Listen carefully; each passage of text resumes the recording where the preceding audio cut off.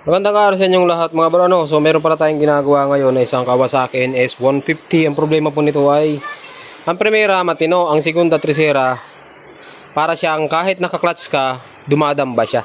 Kaya nauwi sa overhaul mga bro. At ang sira niya ay ito mga bro. Ito. Yung input shop or yung main shop natin nadurog na siya. Transmission wala naman tama. Ang problema yung axle natin nagkatama. Tapos papalit din tayo ng needle bearing mga bro. So ang possible dito is na-stress siya.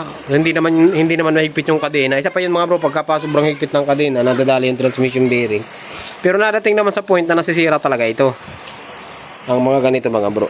Tapos nagpalit din tayo ng knuckle bearing kasi alog na mga bro So doon pala sa mga nagtatanong kung ano yung kasukat na needle kapag wala kayong mabili, pasok dyan ng CT125 Boxer or CT100 kung hindi ako nakakamali, pasok din siya mga bro. So naghanap lang tayo nito kasi wala tayong pyesa na mabili dito.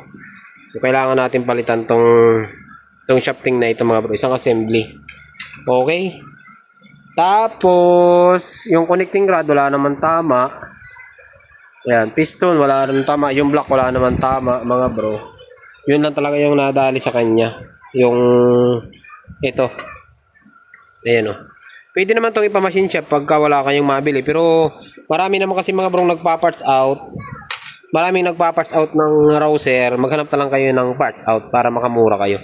So nakabili tayong 1.5 galing pa ng Tansa Cavite. Yan, shoutout para kay Kyle Bailon. Doon tayo nakabili ng pyesa ng NS na 150. Doon din tayo kumukuha mga bro ng mga ibang parts natin ng NS kasi nagkakatay po yun.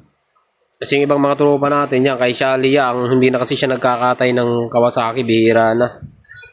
Kaya doon na lang tayo nakakuha sa Tansa. So antayin na lang natin mga bro, tapos update ko kayo mamaya kung ano yung mangyayari dito kasi bukas pabiyahe pa sana ito ng Quezon eh. Malayo pa ang biyahe nito kasi bumigay na talaga. Ganito yung nangyari. Grabe na ubos mga bro. Imagine niyo yan oh. Ibig sabihin talaga matagal na itong alog dito. Siyempre kakaikot ng transmission para kayo nagmamachine shop niyan. Nadurog na to, nadurog din yung bearing. Kaya dalawa. Double kill baga kung tama. Sa liigan tama pagka ganito mga bro. Siyempre yung gasket, ayan, nabinuo natin. Ito, gasket maker naman to. Hindi naman ito basta-basta tatagas kasi nasa taas naman siya. Buti na lang, Okay. So, yung NS150 kasi mga bro, wala talaga siyang gasket. Pero nilalagyan natin ng gasket na pang NS160 para maganda. Kasi mas maganda pa rin yung may gasket sa gitna para maiwasan natin yung pagtagas niya talaga. So, mamaya, update nyo na lang kayo mga bro mamaya kung ano yung mangyayari dito sa motor kasi inaantay pa natin yung pyesa, pinalalamove natin.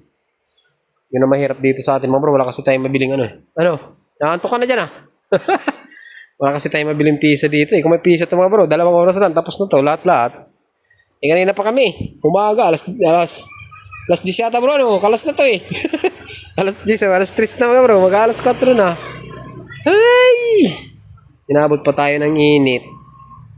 Yun ang sinasabi ko nga ni. Kaya yung mga pumupunta dito, mas maigi talaga mga bro naka-schedule. Tapos alam ko na yung sira para nakakabili na tayo ng pyesa. Kasi pagka ganito, ayun, hula-hula tayo ng pyesa mga bro. Pwede naman kayo na may dala, pwede rin yun. Kapag meron na kayong dala, papa-schedule kayo. Much better kung ganun. Kung wala talaga.